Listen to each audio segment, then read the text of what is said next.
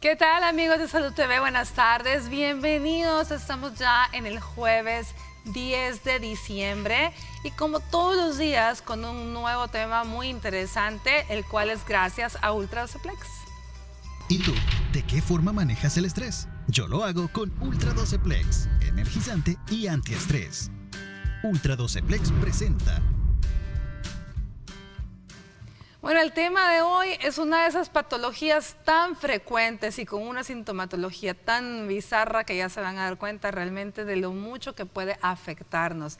El reflujo gastroesofágico, ese es el tema que vamos a tocar el día de hoy. Vamos a ver la cápsula y luego les cuento con quién estaré. ¿Y tú? ¿De qué forma manejas el estrés? Yo lo hago con Ultra Doceplex, energizante y antiestrés. Ultra Doceplex presentó.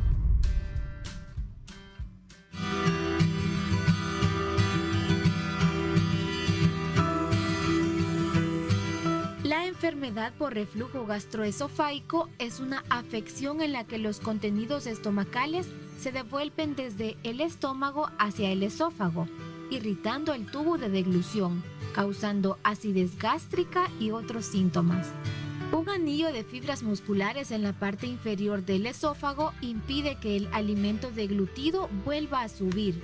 Estas fibras musculares se denominan esfínter esofágico inferior. Cuando este anillo muscular no se cierra bien, los contenidos del estómago pueden devolverse hacia el esófago. Esto se denomina reflujo o reflujo gastroesofágico. El reflujo puede causar síntomas como, por ejemplo, una sensación de ardor en el pecho, acidez estomacal que suele darse después de comer y que puede ser peor por la noche, dificultad para tragar, sensación de alimentos o de líquidos agrios en la garganta, por mencionar algunos. Los ácidos gástricos fuertes también pueden dañar el revestimiento del esófago. Entre los factores de riesgo para el desarrollo del reflujo están posible consumo de alcohol, obesidad, embarazo, tabaquismo y recostarse a menos de 3 horas después de comer. La acidez gástrica y el reflujo gastroesofágico se pueden producir o empeorar por el embarazo. Los síntomas también pueden ser causados por algunos medicamentos, por ejemplo, aquellos recetados para el mareo, el asma, la presión alta, mal de Parkinson, sedantes para el insomnio o la ansiedad y antidepresivos. Si usted sospecha que uno de los medicamentos le puede estar causando acidez gástrica, hable con su proveedor de atención médica. Nunca cambie ni suspenda un medicamento que usted toma regularmente sin hablar con su doctor. Para aclarar las dudas sobre este tema, te invitamos a seguir en sintonía de tu programa Salud TV. Hoy nuestros especialistas estarán profundizando en esta interesante temática. Acompáñenos.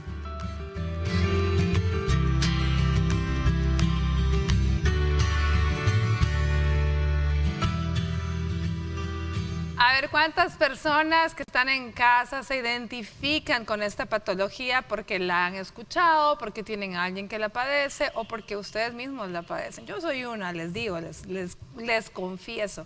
Así que el reflujo gastroesofágico, una patología bastante frecuente. ¿Con quién estará el día de hoy?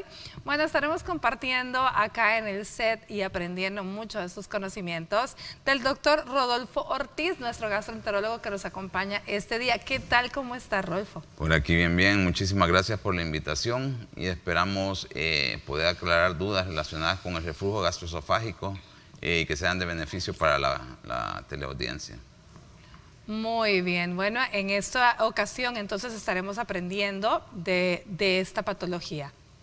Bueno, también nos acompaña porque ya van a ver que de los síntomas asociados o de los signos asociados están las molestias a nivel de la garganta y precisamente de eso vamos a estar conversando con la doctora Elsa Rubidia Escobar, otorrinolaringóloga y amiga. ¿Cómo estás, Ruby? Bienvenida. Bien, muchas gracias. Mucho gusto, gracias por la invitación. Saludes. Bueno, realmente un gusto también para nosotros estar compartiendo contigo ahí a través de Skype. Bueno, a ver, doctor, hablemos del reflujo. ¿Quiénes pueden padecer reflujo gastroesofágico? Y vamos entendiendo por qué se da. Primero, yo creo que lo primero es aclarar básicamente en qué consiste el reflujo gastroesofágico, y es básicamente el ascenso del material gástrico hacia el esófago, lo que va a generar por lo general el síntoma clásico que tenemos del reflujo, que es la pirosis, médicamente hablando, que es las agruras. Las agruras es la sensación quemante que el paciente siente de ascenso del material de las secreciones gástricas hacia el esófago.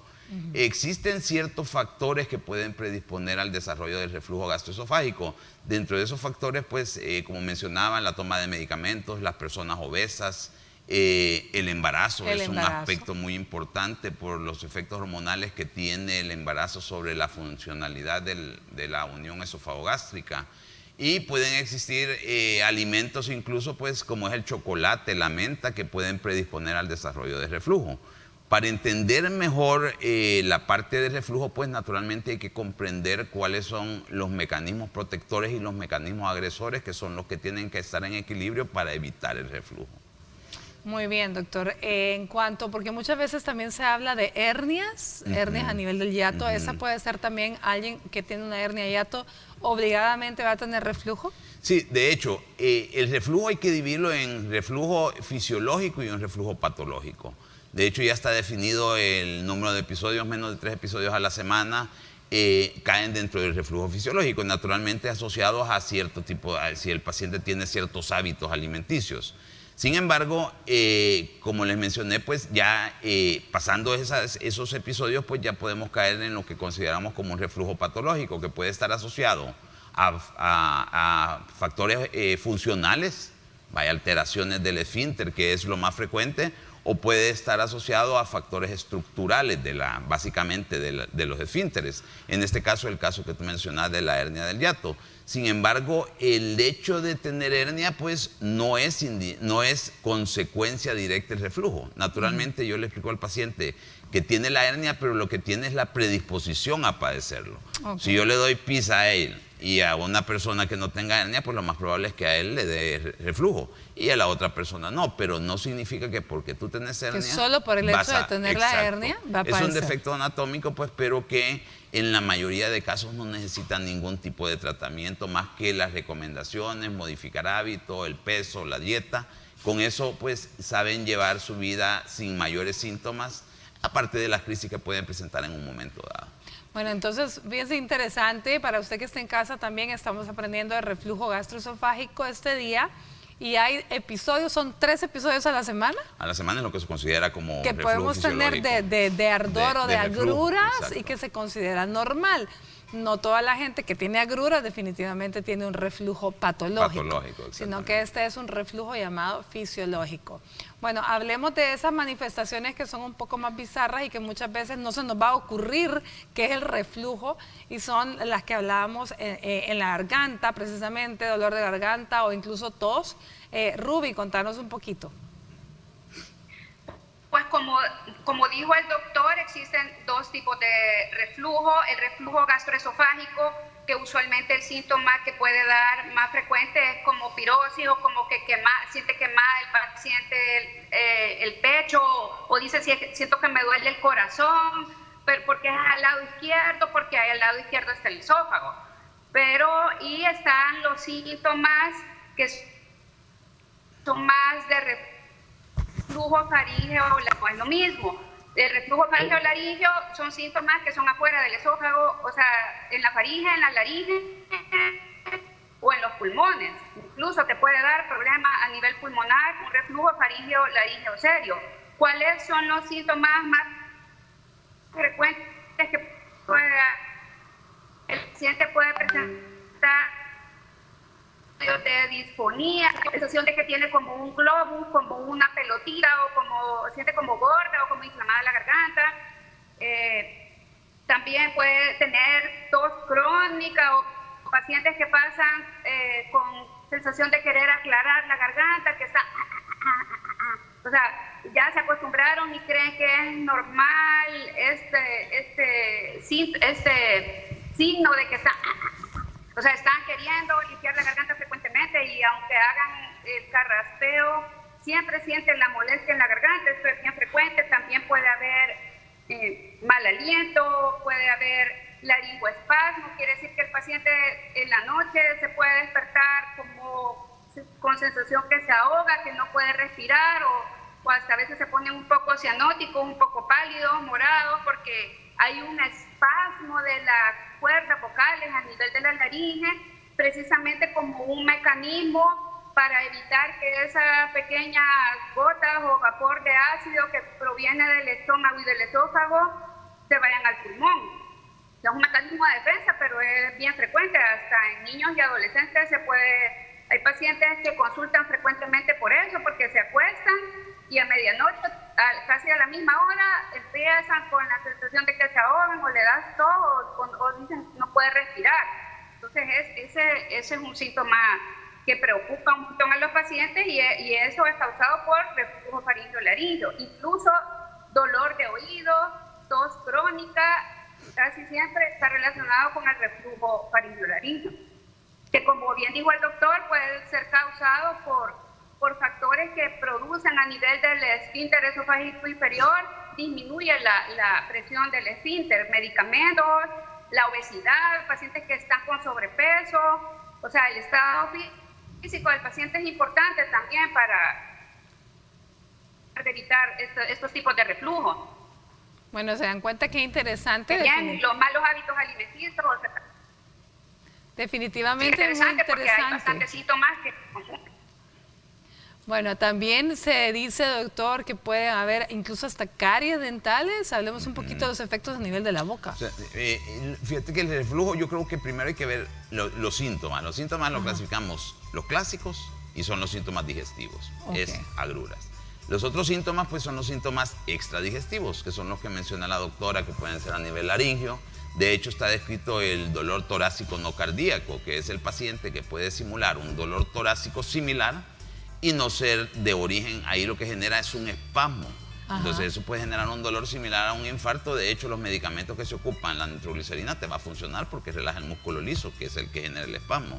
Entonces, y los otros síntomas son los locales altos, ¿verdad? Que pueden ser la cavidad oral, problemas de la faringitis, problemas de las caries de vitaliza, el esmalte dental, problemas que mencionaba la doctora de los oídos. O sea, hay una gran gama de sintomatología que puede generar el reflujo y naturalmente si no la tienes presente, pues se te escapa el diagnóstico. Claro. Yo en mi experiencia lo que más veo es la sensación que ella menciona de sensación de cuerpo extraño, que es muy característico, y los pacientes con tos crónica. Pacientes con tos que sin ningún otro síntoma que te haga pensar en reflujo. Entonces, naturalmente, si tú no lo tienes en la mente, pues se te escapa. No se te ocurre, exacto. No se ocurre. Bueno, vámonos a una pausa comercial, pero antes les digo, ya tenemos habilitado nuestro WhatsApp. Si usted tiene preguntas, por favor háganoslas llegar para que nuestros especialistas, pues con todo gusto, les puedan responder. Ya tenemos WhatsApp, número en el set y por supuesto también Facebook.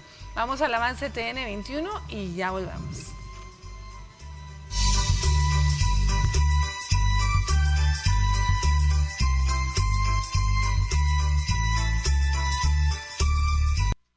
Estás viendo Salud TV.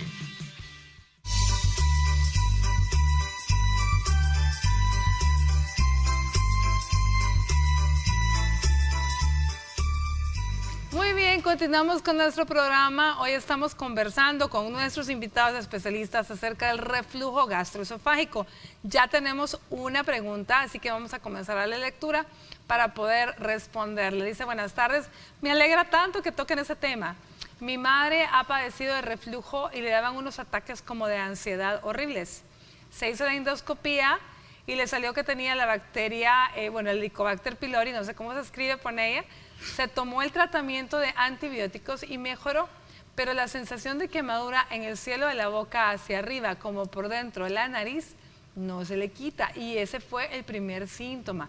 ¿Qué será? Ella tiene 55 años.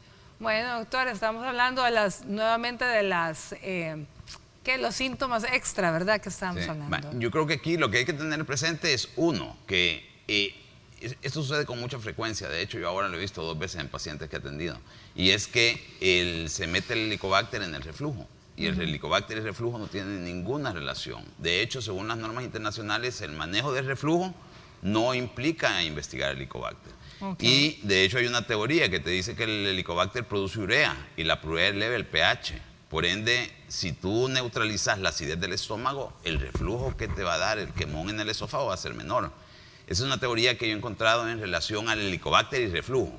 De ahí, ya viendo los síntomas, pues habría que ver si no reportaron alguna otra anormalidad en la endoscopía, porque pudieron haber encontrado alguna incompetencia del esfínter, algún tipo de esofagitis, de hecho incluso la hernia del hiato, porque todo eso nos podría hacer pensar que su mamá lo que pueda tener es algún reflujo atípico.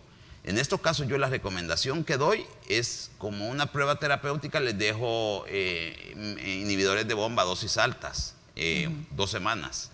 Por lo general, si tú estás bloqueando la parte ácida, que es la que nos está provocando el problema de la sintomatología, pues al bloquear el ácido, el síntoma desaparece, o por lo menos mejora notablemente. Porque en estos pacientes lo que está indicado es hacer una pHimetría.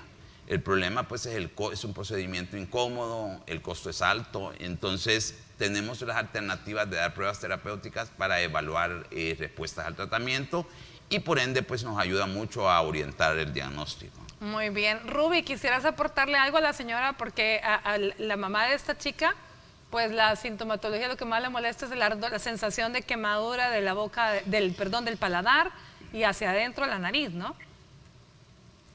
Pues sí, la verdad es que, como dice el doctor, no es solo el tratamiento para el helicobacter. Los tratamientos para disminuir el reflujo, pues es toda la vida, no con tratamiento necesariamente con pastillas, aunque los libros dicen que son varios meses, de 2 a 3 meses de tratamientos con bloqueador anti-H2. También se pueden dar procinéticos, los cuales ayudan a mejorar la motilidad del esfínter. Y los cambios de hábitos de vida, que eso es bien importante a los pacientes. Yo les digo, no solo la medicina le va a mejorar, tiene que hacer cambios de hábitos de vida. ¿Qué quiere decir? Que tiene que disminuir de peso, hay que pesarse para ver si tiene sobrepeso, tiene que empezar a hacer una dieta especial para bajar de peso, no de que no va a comer, porque también si no come, eso va a hacer que haya más ácido gástrico en su estómago, que pueda subir al esófago y a la garganta.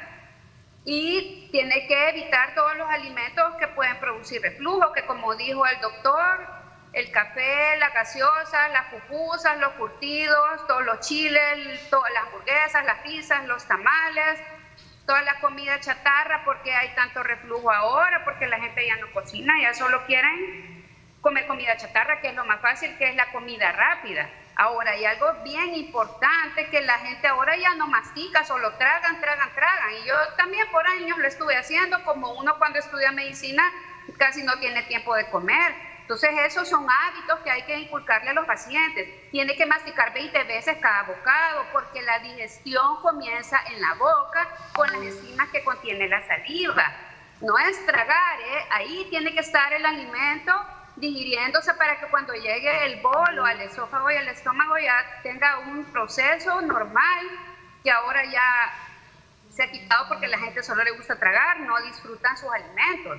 Además, tiene que hacer ejercicio, eso ayuda a la motilidad de los intestinos, evitar acostarse después de comer, también tomar pequeños sorbos de agua, hacer sobremesa, evitar el cigarro, el tabaco, evitar el café, las gaseosas, todo. Hay muchos alimentos, las harinas, las cosas dulces, el pan dulce, todo eso se ha comprobado que eleva la acidez del estómago. Entonces, no es solo la medicina y no es solo un tratamiento por 2 semanas o solo para el Helicobacter pylori, sino que es un tratamiento de cambio de hábitos de vida que lo va a tener para siempre, y también las recomendaciones y los medicamentos que va a tomar por lo menos por 2-3 meses hasta que se vea una mejoría de los síntomas. Muy bien, ¿verdad? Gracias Ruby. Me llama la atención, doctor, acá para que nos explique usted, ya dijimos que entonces el Helicobacter pylori no está relacionado con el reflujo y que de hecho pues no necesariamente hay que investigarlo por lo mismo, porque no va. Pero a la amiga le encontraron el Helicobacter pylori, ya se lo trataron, pero lo que no nos cuenta la hija es si realmente le dieron el tratamiento para reflujo, ¿verdad? Pero solo nos cuenta que le dieron el Helicobacter pylori. Asumiríamos que se lo han Suponemos dado. que sí. Y de hecho, pues si te tomas el tratamiento de Helicobacter, tiene inhibidores de bomba. O sea, ahí estás tratando reflujo a doble dosis. A doble porque dosis. El tratamiento para erradicación del Helicobacter lleva doble dosis de inhibidores de bomba. Ya de alguna manera, pues tendría que presentar una mejoría. Sí. O sea, la mejoría es rápida. En el caso del reflujo, yo considero que la evidencia de la mejoría de los síntomas, la resolución del problema probablemente tarde, lo que dice la doctora, de 1, 2, 3 meses, pero la mejoría de los síntomas es rapidísima. es rápido, o sea, eso lo vemos y yo siento que en una semana uno está viendo cambios. Exacto. Bueno, tenemos otra pregunta en Facebook Live porque estamos transmitiendo en este momento. Vamos a ver, démosle lectura. Nos dice una pregunta: ¿cuál es el riesgo de hacer una endoscopía a un niño de 2 años? Gracias, Miguelito Sandoval, por estar en sintonía y por enviarnos la pregunta. ¿Endoscopía en un niño de 2 años, Mire, Doc? Inicialmente yo soy gastroenterólogo de adultos, adulto. O sea, yo soy especializado en medicina interna, que es la medicina del adulto, y gastroenterología de adultos. No suelo ver niños, sin embargo, yo creería que está riesgoso por el tamaño, aunque los endoscopios actuales pues tienen un grosor bastante delgado, pero 2 años pues es una edad muy pequeña. Muy Sin chiquita, embargo, ¿no? yo creo que es una pregunta que se la puede responder mejor un gastroenterólogo pediatra. Exacto, a un gastroenterólogo pediatra. Ya vamos a ver. Bueno, tenemos otra pregunta a través de WhatsApp. Nos dice: buenas tardes, soy Nano. Saludos, doctora Elisa. En su estudio estoy viendo el programa y la duda que tengo es si la acidez estomacal es lo mismo que el reflujo o son totalmente diferentes ambos síntomas porque pasa la acidez estomacal. Bueno, muchas gracias, Nano, por escribirnos y por estar pendiente. Bueno, doctor, la duda, ¿verdad? Si acidez es lo mismo que reflujo. La acidez, yo considero que es un síntoma que se ocupa muchas veces más para describir Agrura, ardor. o yo siento ardor, que ¿verdad? acidez, Sí.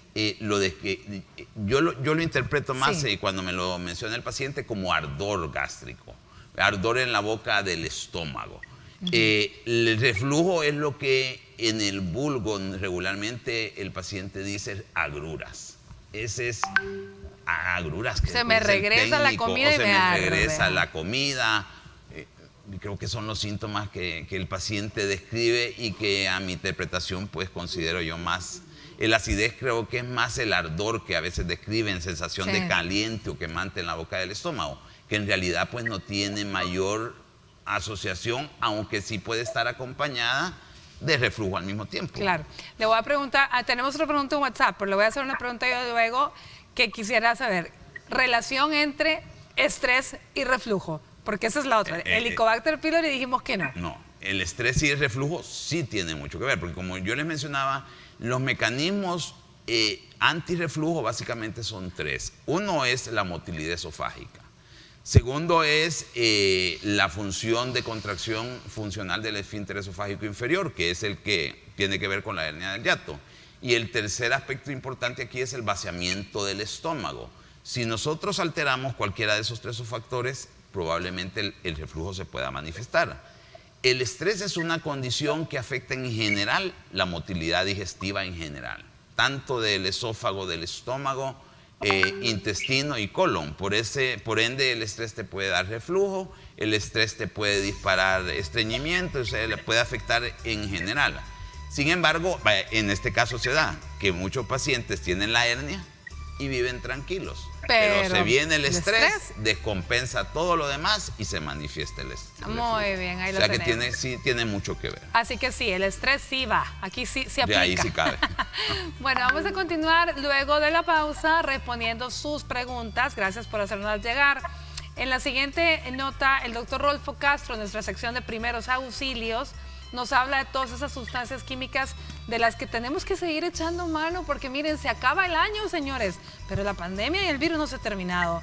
Así que ahí él nos explica qué podemos usar para descontaminar, para desinfectar, para sanitizar. Ya volvemos.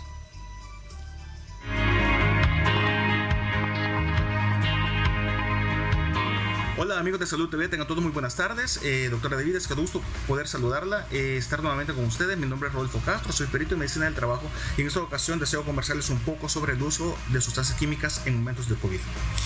Dentro del listado más común de uso de sustancias químicas tenemos el uso de alcohol 90, alcohol gel, amoníaco cuaternario, lejías y detergentes, entre otros. Obviamente por cuestiones de tiempo solo me quiero dedicar al tema del uso de amoníaco cuaternario. El amoníaco como tal, toda sustancia química tiene una clasificación dentro de lo que es las MSDS, también está dentro de las Naciones Unidas, dentro de lo que es el sistema globalmente armonizado, entre otras clasificaciones, y cada una de ellas concuerda en un elemento bien importante, es que todas van de 0 a 4, y dentro de esta clasificación, obviamente entre más alto es el número, más tóxico es, y el amoníaco está clasificado dentro de número 3. El número 3 significa de que es altamente perjudicial para la salud. Por lo tanto, no se debe de utilizar rociándolo en el cuerpo de cada persona, ya que esto puede generar quemaduras en algún momento determinado, generando dermatitis de contacto o generar reacciones alérgicas generalizadas o el famoso choque anafiláctico que se conoce en medicina. Es importante identificar que dentro de los efectos secundarios, pues también aparte puede generar una tos de tipo irritativa que puede llegar a confundir en un momento determinado a la persona o a las personas que están tratando de controlar a simple vista los temas de COVID, y pueden llegar a pensar de que la persona tiene una tos característica de COVID, cuando en realidad es una tos de tipo irritativa. Esto está sucediendo principalmente todavía en aquellos lugares donde existen cabinas y la persona va pasando y se comienza a dar el rociado. La Organización Mundial para la Salud está pidiendo de que ya no se utilicen las sustancias químicas. Como médico del trabajo tampoco lo recomiendo. Solo podemos utilizarlas en temas de limpieza o en temas de refrigeración. No hay ningún problema por eso, más no para la administración humana. Las sustancias químicas como el amoníaco cuaternario también puede generar por inhalación. Si la mascarilla no está bien sellada, también puede generar algo que se llama neumonitis química, y esto genera una lesión a nivel pulmonar de tipo irreversible, es decir, no va a volver a ser normal y va a presentar cansancio permanente para todo el resto de su vida, perder esa capacidad respiratoria. Por lo tanto, la recomendación para este día es tratar de evitar en la medida de lo posible pasar por esas cabinas, no utilizar el amoníaco cuaternario para rociarlo en el cuerpo, por favor, porque es altamente tóxico. Amigos de Salud TV, mi nombre es Rodolfo Castro, perito en medicina del trabajo, y espero que esto haya sido de mucho provecho para ustedes. Saludos y hasta la próxima.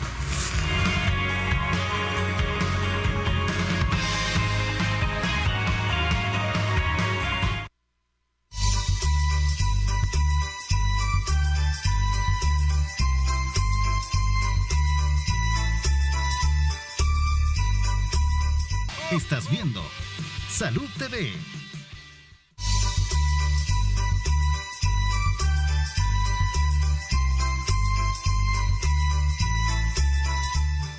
Bueno, muchísimas gracias por continuar con nosotros. Reflujo gastroesofágico es lo que estamos hablando este día. Muy importante lo que ha dicho el doctor Rodolfo Ortiz. Él nos ha hablado de que si no lo tenemos en mente, porque los síntomas no son los clásicos de agruras, pues definitivamente tal vez no se nos va a ocurrir qué es lo que nos está pasando, y los síntomas pueden ser a nivel de garganta y eso nos puede hacer perder mucho tiempo. A ver, Ruby, pero ¿qué consecuencias, aparte de todo lo que me has estado hablando, y que lo más grave que te he escuchado hasta ahorita es el laringoespasmo, ¿no?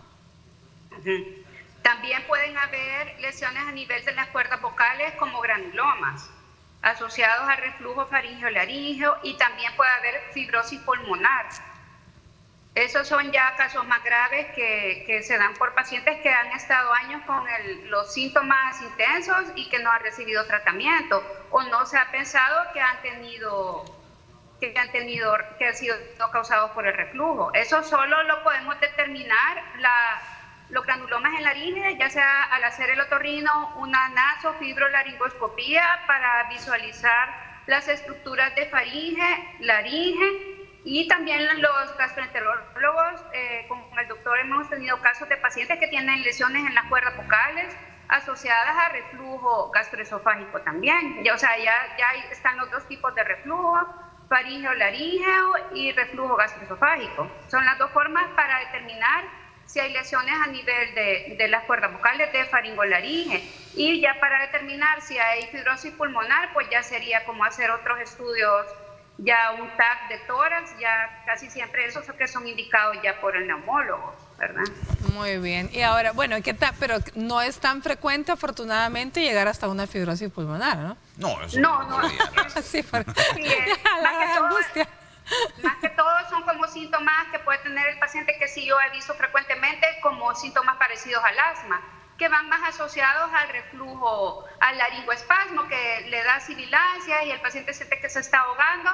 Puede dar eso, pero no ya llegar a una fibrosis pulmonar, ya son casos bien serios que son bien poco frecuentes. Más que todo es el laringoespasmo, ¿verdad? Okay. Causado por el mismo reflujo. Lo cual les digo, de verdad, le comentaba yo acá, les confieso, es lo más espantoso que existe. O sea, no permite llegar hasta ahí. De verdad, que los laringoespasmos son de susto. ¿Verdad? Bueno, a ver, doctor Rodolfo Ortiz, hablemos del diagnóstico, aparte de la clínica, obviamente, y la experiencia, el diagnóstico de reflujo. Endoscopía y qué más. El diagnóstico de reflujo, vaya, como ya mencionamos, pues lo primero es la clínica. Sin embargo, en estos casos, el apoyo de diagnóstico es la endoscopía. Sin embargo, la endoscopía tiene la finalidad de determinar las lesiones, porque eso es lo que nos va. El endoscopía tiene el objetivo de ver si hay alguna lesión a nivel del esófago. Hay que tener en cuenta que el 70% del reflujo gastroesofágico son no erosivos. Entonces, el 70% de las endoscopías van a ser negativas a esofagitis. Okay. Solo el 30% de las endoscopías vamos a encontrar reflujo, que puede variar en 4. Hay una clasificación que ocupamos que es la de Los Ángeles, que es en base a la lesión observada, endoscópicamente uno determina el tipo de clasificación a la que se ubique el paciente. Y dependiendo de eso va a ser el tratamiento. Hay casos ya muy especiales que el diagnóstico se vuelve un poco más difícil, que los síntomas son muy atípicos, que no responden a los tratamientos, que nos necesitamos apoyar de estudios más especializados, como son la pH-metría, que es la que nos determina el ascenso, la exposición de ácido en el esófago. Entonces, hay técnicas que hay que colocar sonda, que es sumamente incómodo, y hay técnica Bravo que es inalámbrica. Aquí en el país, hasta donde tengo entendido, la que se utiliza, la que tenemos disponible es la de sonda. Entonces, esa es lo que nos determina es aquel paciente que no tenga síntomas de reflujo, pero esa sí nos ayuda a confirmar, o sea, nos va a decir si hay exposición del esófago al ácido. Y otros estudios que también ocupamos es la manometría esofágica, que la manometría es un estudio que nos mide presiones y contracciones. Es para aquellos pacientes que tienen incompetencia del esfínter, y endoscópicamente nos vemos el esfínter esofágico normal, pero probablemente sea disfuncional. Entonces la manometría es la que nos va a medir las presiones. Esos son una serie de estudios que el gastroenterólogo pues, los va utilizando en la medida de pues, que el cuadro no nos responda, porque la complejidad y el costo de los mismos pues aumenta. Claro, aumenta. Y la invasión además, ¿verdad? Porque son procedimientos más invasivos. Tenemos llamada telefónica, doctor. Vamos a escuchar qué nos dice nuestro televidente. Hola, buenas tardes. Buenas tardes. ¿Cómo está, amiga? Gracias por llamarnos. Sí, le decía yo al joven de que yo cuando ya estoy acostada siento lo que decía el doctor, que como que si uno en medio del pecho así como atorado. Entonces yo lo que hago, me levanto y me golpeo así un poco y me sale como aire. Y eso me impide hasta el sueño porque casi no estoy durmiendo. Muy bien. Bueno, doctor, ¿le quiere hacer alguna pregunta? Pero la incomodidad es más eructo, ¿entendió? La incomodidad es como eructo, exacto. ¿Es así, amiga, que es lo que no la deja ni dormir? Sí, ajá. Son eructos en sí, no sí, es gas. No sale nada, sí. Mire, sí, a veces me da... yo creo que primero, todos tenemos gas en el estómago, y el gas del estómago es el gas que se forma con la digestión de los alimentos. Cuando se revuelve con el ácido fermenta y eso forma gas. Eso lo conocemos como la burbuja gástrica. Dependiendo de las actividades que uno tenga, pues la persona que habla, masticar chicle, dicen ciertas, el que fuma, ese aspira más aire, entonces lógicamente la burbuja va a ser mayor. Esto va a depender de que la función del esfínter, a donde está la unión del esófago con el estómago, sea funcional. Si ese esfínter no comprime adecuadamente, pues va a permitir que se escape el gas. Eso es lo que manifestamos como el eructo. Incluso muchas veces es la causa del mal aliento, la halitosis, que es la salida espontánea e involuntaria de gases. Al mismo tiempo, como viene gas, pues puede salir líquido, que es lo que conocemos como las agruras. Pero aquí en este caso, en el de ella, yo lo que recomendaría pues es evitar en las noches, evitar comidas, cenas pesadas, ponerle un respaldo a la cama. Y podríamos hacer utilidad, ya que no hay síntomas de agruras, de ocupar algún procinético que nos mejore la contracción del esfínter. Yo en este caso pues puedo ocupar la domperidona o la metoclopramida, que la tome solo en las noches antes de dormir, a ver qué efecto tiene en el transcurso de la noche. Le mejora. Probablemente le mejore, pero también hay que modificar lo que decía la doctora Otorrino, que los hábitos en estos casos tienen mucho que ver con la sintomatología, entonces hay que tener cuidado en cuanto a los hábitos. Yo creo que eso lo puede buscar en internet, recomendaciones para el manejo del reflujo, pues para que más o menos se oriente. Muchísimas gracias, amiga, por llamarnos. Espero que le haya ayudado mucho toda la información que el doctor le dio. Nos vamos a una pausa. Vamos a ver en la siguiente cápsula, el licenciado Iván Quijada, nutricionista, nos habla de los cambios alimenticios importantísimos justamente para evitar las crisis de reflujo. Y luego continuamos respondiendo sus preguntas.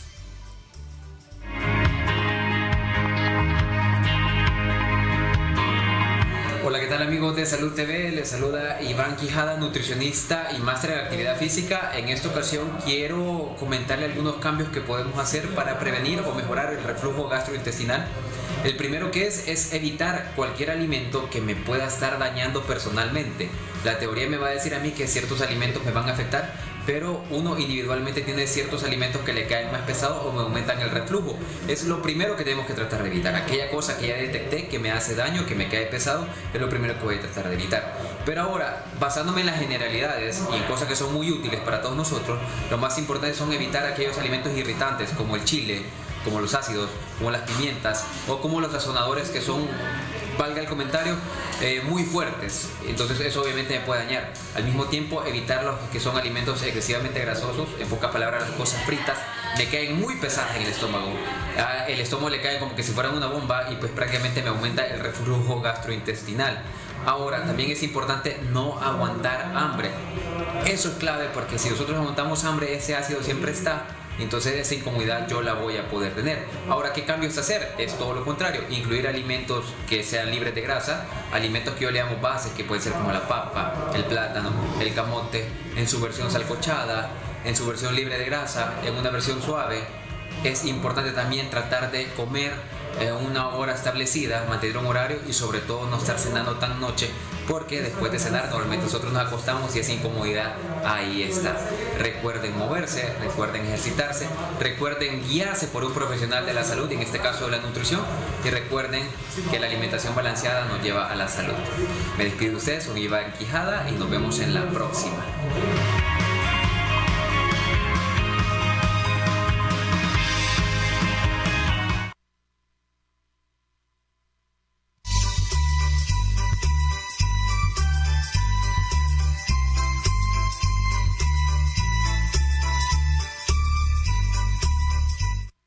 Estás viendo Salud TV.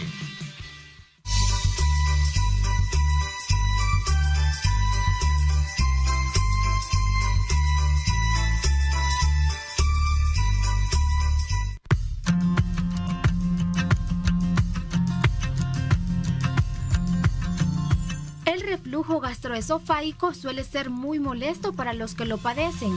Sin embargo, hay muchas formas en las que podría ayudar a mejorar o evitar sus síntomas. Por eso te compartimos una serie de tips. Tenemos que reducir las raciones. Las comidas abundantes favorecen la apertura de la unión gastroesofágica, por lo que comer menos y más veces al día reduce la acidez del estómago. Debemos comer despacio. El estómago tarda 20 minutos en avisarnos que está lleno. Si comemos más rápido, podemos acabar comiendo mayor cantidad de la necesaria y masticar menos, lo que representa un mayor trabajo para el estómago.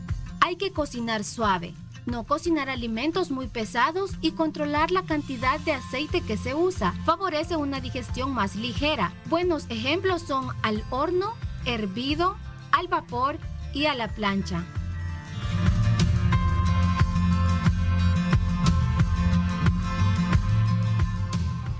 Bueno, gracias por continuar con nosotros. Reflujo gastroesofágico.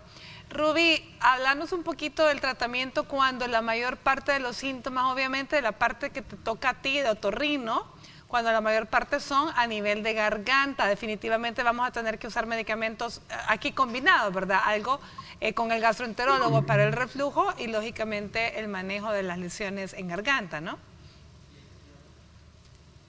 Pues sí, si el paciente está muy inflamado de las cuerdas vocales y siente demasiada sensación de un nudo en la garganta o un estorbo en la garganta, se puede indicar el uso de esteroides para reducir la inflamación y mejorar los síntomas.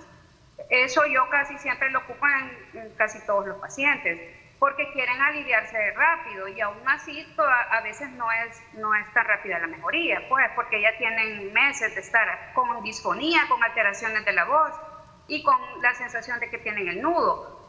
También utilizo los medicamentos, como mencionó el doctor. Se puede utilizar la ranitidina, además de eso en dosis dobles, 2 veces al día. Se pueden utilizar los H2. Los procinéticos. Me imagino que los procinéticos para reguladores de motilidad. Bueno, hablemos un poquito entonces del manejo de las opciones, lo que me decía, ¿verdad? Que las opciones que se pueden tener de tratamiento muchas veces. El manejo básicamente va encaminado a bloquear la secreción de ácido. Entonces, la doctora mencionaba la ranitidina, que son inhibidores H2. Son medicamentos viejos que en realidad tienen mucho efecto adverso. Ya son medicamentos que en la práctica pues han caído en desuso. Hay técnicas que dicen que se pueden ocupar dosis bajas en la noche de ranitidina para el reflujo, los escapes de reflujo nocturno. Yo en lo personal solo ocupo inhibidores de bomba. Por lo general con eso tienen para controlar la parte ácida, pero como también el reflujo tiene una parte funcional, que es la parte de motilidad. Muchas veces necesitamos apoyarnos de los procinéticos, que es lo que quería decir la doctora, que son los medicamentos que tienen efecto sobre la contracción del esfínter y sobre el vaciamiento del estómago. Y además nos apoyamos que existen pacientes que a pesar de eso pues pueden tener el reflujo, pues el contenido gástrico, el 80% probablemente es ácido, pero tenemos un 20% que es no ácido, que bilis, secreciones, son enzimas, pepsina, entonces todo eso lógicamente también va a quemar. Entonces podemos tratar esa parte de no ácida con sucralfato o con otro tipo de algilatos. Se ocupa la algilasa. Entonces que estos nos van a ayudar a complementar muchas veces el manejo. Son los medicamentos básicamente que juegan un papel vital. Sin embargo, existe un grupo de pacientes bien especial que tienen pirosis funcional. La pirosis funcional es aquel paciente que tiene el síntoma, pero endoscópicamente no hay lesión. Les hacemos los estudios y están negativos. Entonces, son pacientes que es un poco más difícil manejarlos. Entonces, aquí podemos ocupar incluso neuromoduladores, que son medicamentos que se ocupan antidepresivos, que tienen utilidad para control de la sensibilidad, porque se ha observado que este grupo de pacientes es un grupo de pacientes que tienen hipersensibilidad en el esófago. Entonces, tal vez la cantidad de ácido que tengan, la exposición es muy baja, pero la respuesta es muy alta. Entonces, se ocupan este tipo de medicamentos para disminuir la sensibilidad y el efecto que tiene las pequeñas cantidades de ácido. Casos son raros y la pirosis funcional, pues lógicamente, por el mismo hecho de ser funcional, pues hay que primero descartar otras patologías orgánicas, ¿verdad? Y hay que descartar naturalmente que no sea el reflujo gastroesofágico la causa del problema. Claro, así es. No sé, Ruby, creo que te interrumpimos. ¿Ibas a decir algo más? Pues sí, parte del tratamiento, como dicen los gringos, la mitad del tratamiento es las recomendaciones y la dieta, los cambios de los hábitos. Bueno, muy bien. Los hábitos definitivamente son importantes. Bueno, vámonos a una pausa y vamos a responder sus preguntas al volver.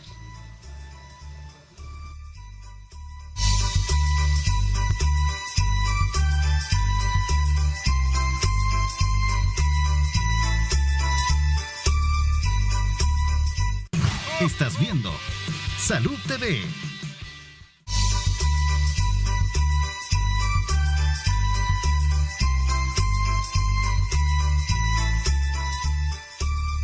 Bueno, démosle lectura a sus preguntas por WhatsApp. Veamos, tenemos la siguiente. Nos dice, muy buenas tardes, mi hermano tiene 34 años. Desde febrero de este año empezó con una tos así bien rara, dolor en el pecho a nivel del corazón que se le pasa a la espalda, incluso en algunos días tuvo fiebre. Fue a consultar, le dejaron rayos X y le salió muy bien. Le indicaron prednisona, que le ayudó solo unos días. Le indicaron un electrocardiograma para descartar problemas cardíacos, pero él siempre anda el dolor en el pecho y la tos rara con molestias en la garganta. ¿Será reflujo? Mire, qué belleza. Eso como que es del libro, ¿verdad, doctor? Como que fuera sacado de un libro. Lo único que no aplica era la fiebre. Pregunta de examen. Era pregunta de examen. Lo único que no va es la fiebre ahí, ¿verdad? Sí, la fiebre sí no encaja. La fiebre no encajada, pero definitivamente, amiga, dígale a su hermano que vaya a consultar con un gastroenterólogo, porque definitivamente es. Pero por la tos va a ir contigo, ¿no, Ruby? Sí, también podríamos verlo.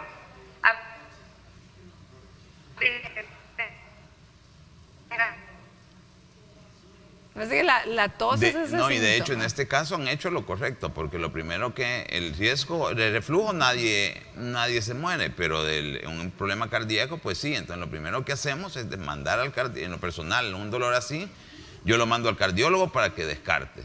Si el cardiólogo descarta, pues entonces ya entro yo en acción, porque el riesgo cardíaco es alto. El riesgo de reflujo, pues aparte de la molestia, no va a pasar a mayor cosa si se maneja en un lapso mediano. Entonces yo creería que han hecho lo correcto. Probablemente sea reflujo. Yo creo que es un candidato para darle dosis altas de inhibidores de bomba por unas 2 semanas y evaluar respuesta a tratamiento. Bueno, veamos, tenemos otra pregunta a través... bueno. A ver, doctor, como dijo, de reflujo nadie se muere. Vamos a hacer la pregunta del millón. La posibilidad de que el reflujo gastroesofágico desencadene un cáncer. Sí existe, porque de hecho hay en la clasificación esta que les mencionaba del reflujo, existe el grado la esofagitis tipo D. La esofagitis tipo D es el esófago de Barrett, que es una lesión en la que hay un cambio de tejido de esófago a estómago, consecuencia de la irritación permanente que genera el reflujo. Esta lesión puede generar cáncer. De hecho, es una lesión factor de riesgo para el desarrollo de cáncer. Entonces, son pacientes que vamos a hacer vigilancia. Naturalmente, el diagnóstico de esta lesión lo hacemos por endoscopía. Y por el otro lado, yo creo que también sí existe el riesgo de, aunque el porcentaje básicamente es bien bajo, pero sí existe. Qué bueno por todos los reflujosos. Sí, cabal, son los síntomas, es la mala calidad de vida que da No, la así patología. es, la mala calidad de vida. Bueno, a ver, Ruby, tu mensaje final para la población.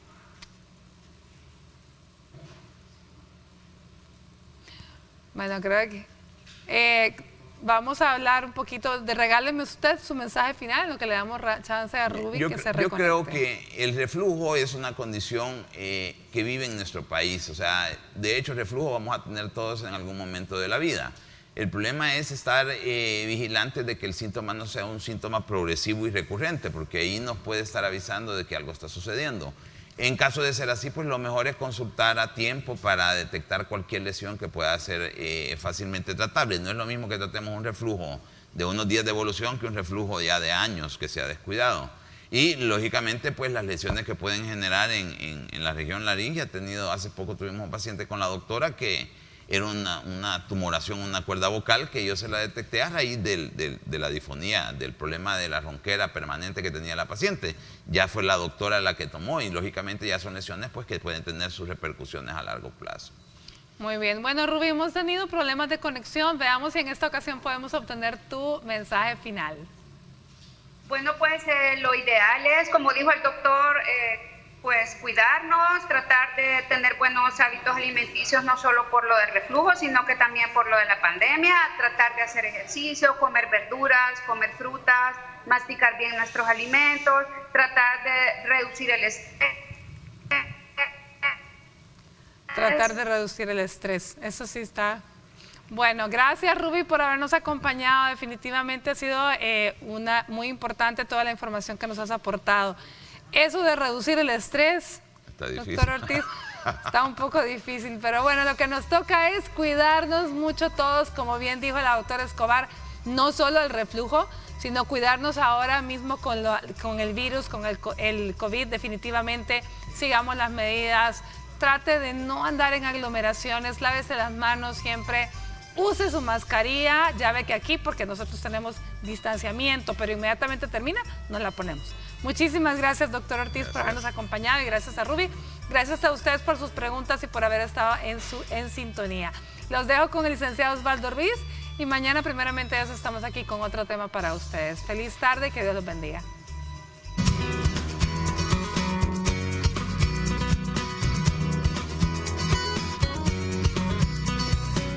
Sabemos lo difícil que es el reflujo gastroesofágico para el paciente que lo padece. Por eso te compartimos los siguientes consejos. Debemos perder peso.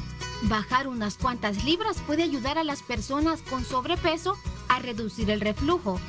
Tanto la obesidad como el aumento brusco de peso son los dos principales factores de riesgo, debido a que, al aumentar la presión intraabdominal, la barrera que existe entre el estómago y el esófago disminuye y facilita el ascenso de los ácidos gástricos. Intenta no consumir las comidas que agravan el trastorno. Al igual que el alcohol y la cafeína, existen alimentos que también contribuyen a disminuir la presión del esfínter. Entre ellos están la menta, el ajo, la cebolla, el chocolate y los alimentos ricos en grasas, como aceites, mantequilla, carnes o quesos procesados. Haz tu cena entre 2 a 3 horas antes de ir a dormir, además de permanecer en posición erguida inmediatamente tras las comidas. Hay que evitar acostarse en las siguientes horas y lo mismo sucede con la siesta.